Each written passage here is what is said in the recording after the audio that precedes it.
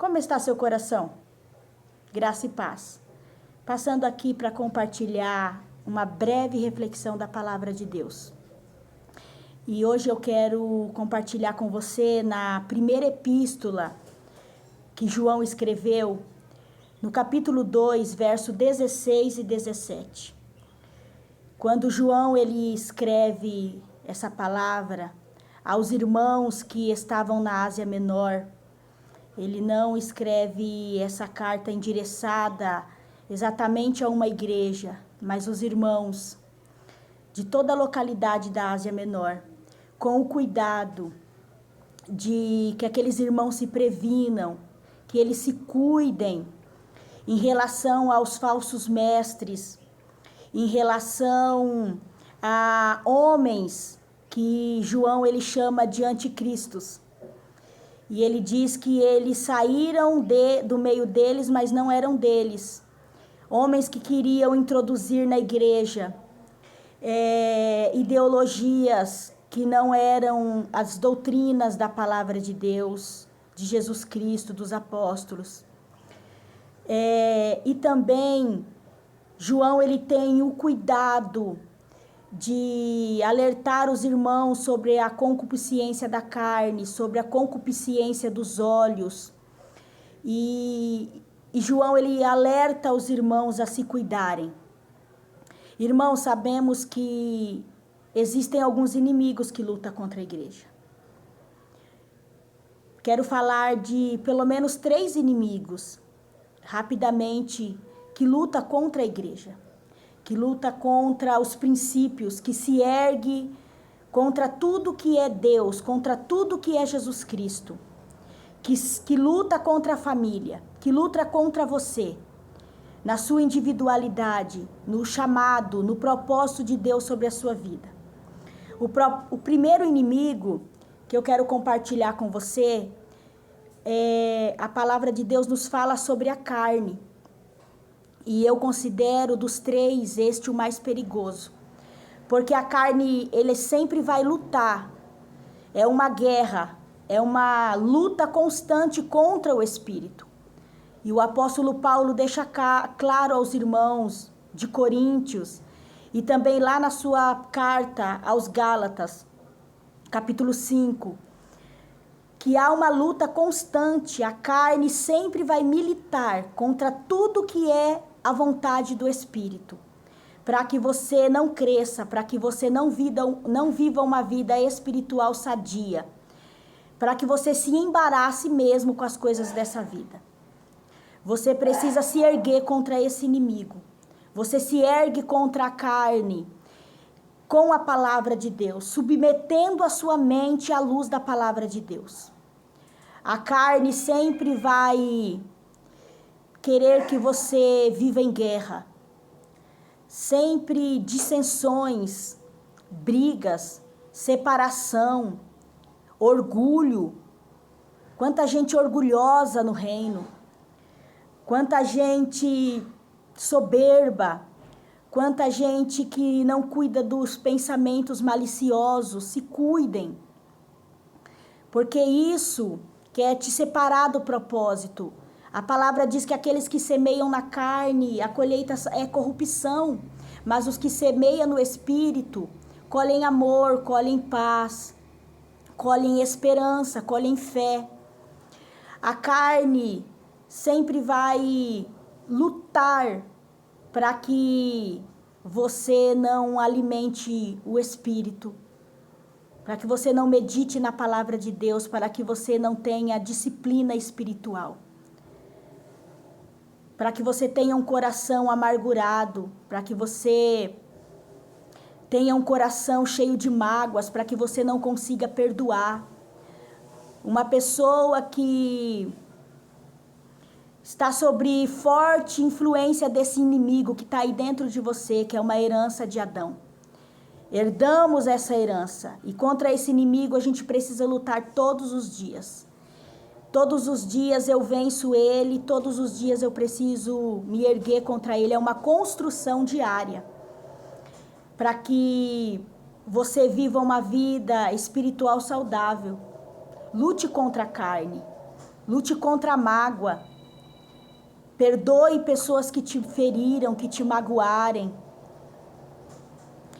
Não carregue orgulho, porque ao orgulhoso a Bíblia diz que o Senhor resiste. Mas ao humilde Deus dá graça. Não viva uma vida de dissensão, de brigas, de ira, as guerras, uma vida de peleja, de facção, uma vida facciosa. Isso são obras da carne, isso nos separa de Deus. Olha a gravidade desse inimigo, irmãos, que luta contra a igreja, que luta contra o propósito de Deus, quer te separar de Deus. Não viva, não aceite ser um crente carnal. Não aceite ser um crente que não desfruta de uma vida no Espírito, que não se relaciona com o amigo Espírito Santo, que não tem intimidade com a palavra de Deus. Porque à medida que você conhece a palavra de Deus, você conhece Cristo. Porque Cristo se dá-se a revelar por meio da sua palavra. Ele é a palavra. Então a carne sempre vai se opor para que você tenha preguiça, para que você vai protelando o que você precisa fazer hoje, para que você vai deixando para outro dia, para que você não se posicione na palavra de Deus. Talvez Deus venha falando com você para que você se posicione, para que você assuma a sua identidade de filho. Mas a carne ainda reina, as vontades da carne, as paixões. Quanta gente levado pelas paixões, quanta gente seduzido por pensamentos facciosos, maliciosos, não cuida da mente. E aonde sua mente vai, seu corpo vai atrás, meu querido, minha querida. Cuide da mente, pense no que é bom, pense na palavra de Deus, tudo que é honesto, tudo que é justo, tudo que é leve, nisso você deve pensar. Irmãos, e o nosso segundo inimigo, eu considero também um inimigo perigoso. A Bíblia fala que desse inimigo chamado mundo. E João, ele diz na sua carta que aqueles que se tornam amigos do mundo, eles se tornam inimigos de Deus. Olha a gravidade desse segundo inimigo. Se você se torna amigo do mundo, você se torna inimigo de Deus. Não dá para caminhar com o mundo e caminhar no reino. Precisamos tomar uma decisão e uma posição. O mundo, geralmente quando a Bíblia fala do mundo, está falando de um sistema, de um governo invisível, mas poderoso e organizado. E o mundo tem suas ferramentas que usa para prender você, para que você não avance, para que você não governe, para que você se torne uma massa manipulada. O mundo, ele usa tecnologia, ele usa filosofia, ele usa o dinheiro, ele usa a cultura, ele usa a religião, ele usa governos para te afastar de Deus, para interferir e você não desfrute da vontade de Deus. Tem muita gente, irmãos, embaraçado com a tecnologia hoje. A tecnologia é algo muito bom. Se você usar ela para o seu bem, você pode haver crescimento, aprender muitas coisas com a tecnologia. Podemos anunciar a palavra de Deus. Podemos falar do amor de Jesus. Temos essa liberdade de falar do amor de Jesus por meio da tecnologia. Só que muitas pessoas hoje, irmãos, têm estado preso nessa ferramenta do mundo e têm usado a tecnologia para sua autodestruição. Se cuide contra esse inimigo, se posicione. O mundo tem usado dinheiro e é muito crente, irmãos, que tem se embaraçado com mamon, com dinheiro. O dinheiro é uma coisa boa, irmãos. O dinheiro é muito bom. Só que ele precisa estar no bolso e não no coração. Você não pode deixar o dinheiro te governar. E o pior de tudo, irmãos, é que nem temos tanto dinheiro assim e Ele quer nos governar. Nos perdemos com tão pouco. Mas que o Senhor Jesus te dê graça e que você vença esse mal e que você, nesse momento, o Espírito Santo te convença que você não precisa lutar com as armas do mundo. Porque a Bíblia diz que as nossas armas, elas são poderosas em Deus, elas não são carnais, mas elas são espirituais. A arma que o Senhor te dá não são as que o mundo tem para você, não. As armas que o reino te dá é a palavra de Deus, é a oração, é a fé. Essas são as armas que o Senhor nos dá e é com elas que a igreja vence, é com ela que a igreja avança, é com ela que a igreja triunfa dia após dia. O mundo sempre virá com suas ferramentas contra a igreja, com leis, com cultura, com ideologia. Cada dia é uma ideologia nova. Cada dia é uma ideologia que vai ferir os princípios da palavra de Deus. Será que você ainda é aquele crente que se balança com a cultura do mundo? Será que você ainda é aquele cristão que ainda é balançado com a tecnologia, com a filosofia, com as ferramentas que o mundo te dá? Que a sua ferramenta hoje seja a fé, porque a palavra de Jesus diz que vencemos o mundo pela fé. A fé, irmãos, ela é uma ferramenta poderosa que a igreja tem. A Bíblia diz que é nos dado a cada uma medida de fé. A fé é ver aquilo, já agradecer por aquilo que você não viu, mas você sabe que o Senhor já atribuiu a você. Não vemos a Deus, irmãos, não vemos a Jesus. Se tem alguém aí que já viu a Deus e viu a Jesus, glória a Deus por sua vida, porque eu nunca vi Deus, eu nunca vi Jesus.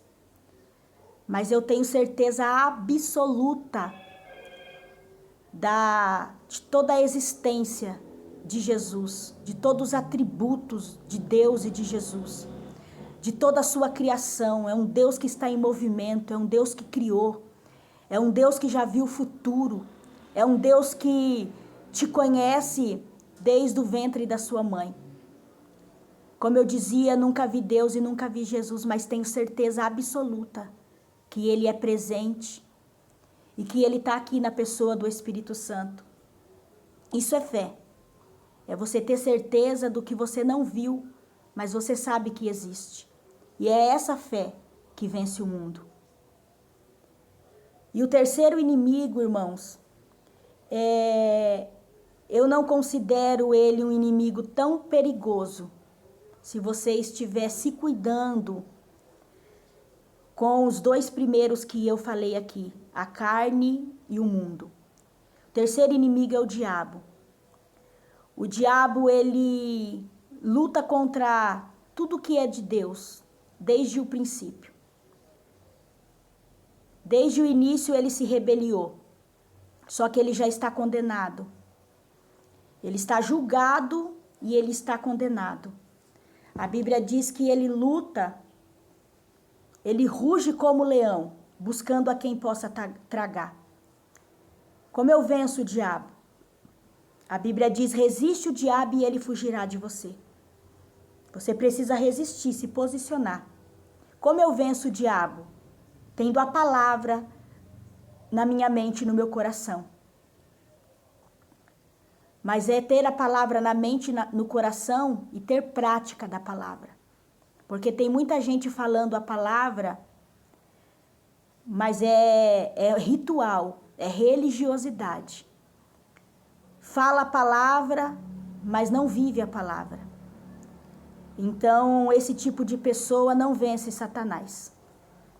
Pessoas que se posicionam com religiosidade e não tem essência, não vive a palavra de Deus, não é base da sua vida, não tomam decisões com base na palavra de Deus, não tem renúncia, veio para o evangelho, mas não se deixa ser transformado, não quer renunciar a nada, só quer agregar e acha que o evangelho é um trampolim para você galgar algumas coisas materiais.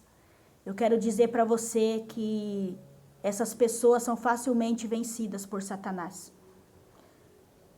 Mas se você é aquela pessoa que ama a palavra de Deus, você não é um religioso. Você ama a palavra de Deus, pratica a palavra de Deus, se submete ao governo do reino de Deus. Não, você não precisa se preocupar com Satanás, porque ele está vencido. E logo, logo, a Bíblia diz que Jesus esmagará a cabeça de Satanás debaixo dos pés da igreja. Que coisa gloriosa. Então, irmãos, se cuidem. Se cuidem. Não se deixa ser vencido por esses 3 inimigos. Se proteja sua mente, proteja seu coração, proteja sua família, proteja sua casa. Você é sacerdote. Se erga hoje, que essa palavra alcance o seu coração e você se posicione de fato. Chega de perder as promessas. Chega de não desfrutar do que o reino tem para a sua vida. Você é filho, amém? Deus abençoe.